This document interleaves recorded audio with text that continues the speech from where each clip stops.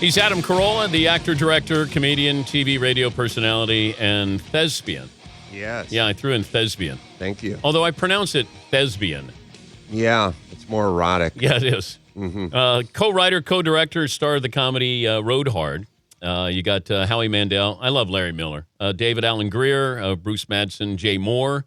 Select cities available, let's see, on demand, starting today. Yeah, it's everywhere. Find out more at adamcarolla.com. Yeah, just hit the banner. Yeah, everyone loves Larry Miller.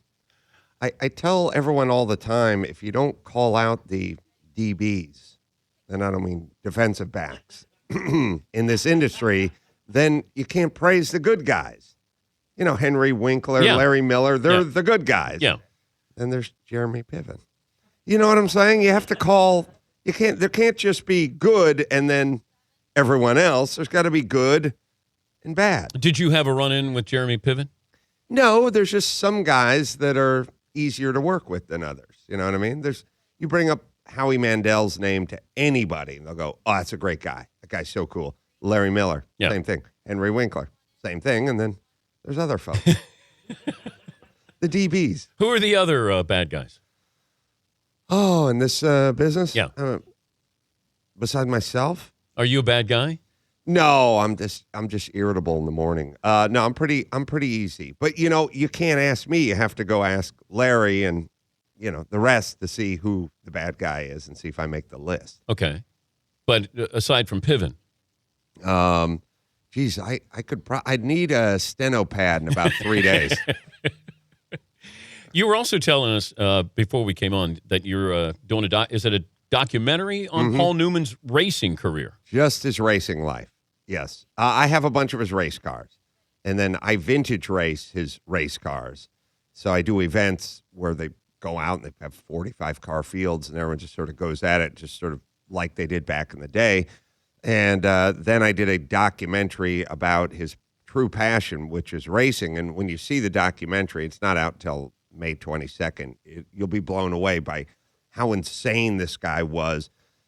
In between film, when he'd go shoot a movie, in between, he'd go out that night after they filmed and find a dirt track and rent the guy's sprint car and do a bunch of laps. Like, that's just how insane he was for racing. Went to Le Mans in 79. He came in first in his class, second overall. The last part he ever played was the part of a race car in Cars. He did the voice of an old race car. Oh, yeah. That's the last part the guy ever had, and he died. He was racing Trans Am in a Corvette till he was 82, and he died like 6 months later. He was 82 years old racing in the Trans Am series. But I see Harrison Ford flying his own plane that he just crashed, a vintage plane. He's got an earring. Yeah, I know. What? All right. Something that worries me just a little bit. Harrison Ford, he squeezes the trigger on the earring on his 65th birthday? Yeah. And then there's Bruce Jenner. Oh. I'm worried about my future. I'm worried I could just wake up at 59 and go, talk to my wife. You know what? I want an earring, and I got some other news for you. What are you more concerned about going?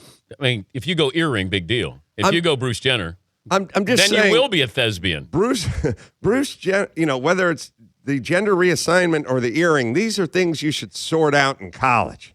Not after you got a gray pube. It's not fair to your kids. Hey, 33-year-old kids, I got news for you. All right, we'll hear about your prostate problem later. Daddy's got news. Yeah, just seems it's weird at this stage. You know what I mean? I mean, it's one of these things where we were talking earlier. People used to die before they had a chance to have a sex change. Yeah, you know what I mean? Those were better times. Yeah, they're certainly less confusing. We were also talking about this. Now, you did the audio for your book, right? Yes. Okay, but in there, right before you announced this, you said you were illiterate, that you couldn't read. Right. Is that correct? I mean, correct. You shouldn't say read or write, and you shouldn't say right, and then you shouldn't say left. Right. No, you said correct. Say correct. Affirmative. Okay. Are you illiterate? I'm functional. But yeah, I am. I read it at like a fourth grade level. If my parents were Chinese, they'd kill themselves. That's basically. I don't know how better to explain it than that. But so you can you can read just a little bit. Yeah, I'm okay, but I'm not very good at it. So even my own book that I wrote, I have some difficulty. You could hear my finger dragging along the page. We had to, get that. I had to dig that out of the audio after I laid it down. He's Adam Carolla. The movie is Road Hard. Yes. Okay. You will love this movie, Dan. Explain it.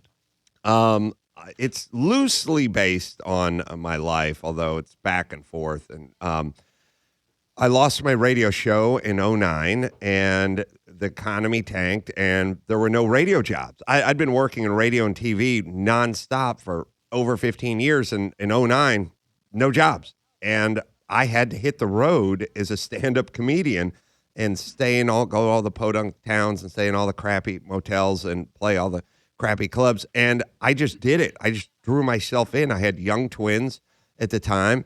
And I threw myself in, and I went on the road, and I really just lived that life of a road comedian for over a year, and it just sort of inspired me to tell this story about a guy who had a lot of success in Hollywood. It all fell apart. He got divorced. Then there's the sex change, and pow, on the road. So semi-autobiographical? Yeah. I mean, the thing that happened to me in real life and happens to the character is there's a sort of Jimmy Kimmel character, which is when your career is falling apart, that's bad. But when your ex-partner from the Man Show is the new king of late night, and everyone comes up to you and goes, "Wow, man, Jimmy's really tearing it up," and you go, "Yeah, man," and they go, "That's got to be rough, right?" And you go, "No, but it's good." "Yeah, sure it is. Boy, that's rough." Well, you're kind of Dunkelman, right? Yeah, I like to think of myself with American as Idol. Dunkelman. Yeah, I think of myself as the unfunny Dunkelman. I mean, that's how I'm known, at least. Did you ever think of working with Kimmel as his sidekick? Many, many times. Did he ever think of you No, working? he never thought about that. No, Yeah, I thought about working with Sacha Baron Cohen on his next film too, but he didn't have the same thoughts. You know what I mean? I thought about being an astronaut pirate. NASA didn't have work, those. didn't work. Yeah. No, so I have a lot of thoughts. You know, me and Heidi Klum. I have a lot of thoughts. You know, it's just the other people. I got to get the other people to think that way. You know, stand up though is tough. It is on the road. Yeah. But once you get up on stage, is that where then it changes? Because if you go to these towns, you have problems with travel and where you stay, and you're trying to find a good meal. But once you get on the stage itself, yeah, does it change? Is that the same in any city, every city? I know the Jackson Browne song you're talking about. No, I always, yeah. Well, was that the road something in stay? They always say, you know what they do? They do that thing where they go, comics get paid to travel, not to, because once you get up on stage and you feel that mic in the hand and the energy of the crowd, I listened to that for a while, and then I got up on stage and went, nah, this still sucks. I brought this up to a couple of comedians we've had on the show. Bob Hope used to have ringers who would give him grief. But he would plant people, hecklers. Hecklers, right. Have you ever planted a heckler? Ever had a buddy No, say? I have free range hecklers. They're just there. Yeah. You know what I mean? They pop up spontaneously, and there's nothing I can do about it. But I wish I rolled deep enough to roll with hecklers. My problem with traveling with hecklers is I don't think they could shut it off. We'd be walking to the airport the next morning after a show, and they go, "You call that a sweater?" All right, listen, Bob, relax. I'm not on stage. I'm just saying, put on a little deodorant every once in a while. Give us a break. All right, listen, you're not on the job now. Now back off. I'm paying you to heckle when I'm on stage. That's enough. Have you ever wanted to go out into the audience and get physical? Sexually? No, just like I don't understand your question. Angry. Angry sexy? Yeah, no, not angry sexy. Like you just. I don't know how to have sex any other way. Have you wanted to throw a punch? Are you guys confused? I don't know the gay terminologies. Throw punches is something that I'm not from New York. Yeah. This is not my neck of the woods. I'm just from the valley. Nobody talked about necking. No, there's nothing sexual ever happens in the audience, if that's what you're asking. Did you have groupies? Oh, I had, when I was on MTV. Yeah, that was awesome. Yeah, I mean, not when I went out on the road at age 43 and a half, but MTV days. That really? was good, yeah. You were like a boy band hot? I was like a guitar tech for a boy band, but good enough, close enough. I could get you in. I could get you into the bus. I like you that. know if you paid the fiddler.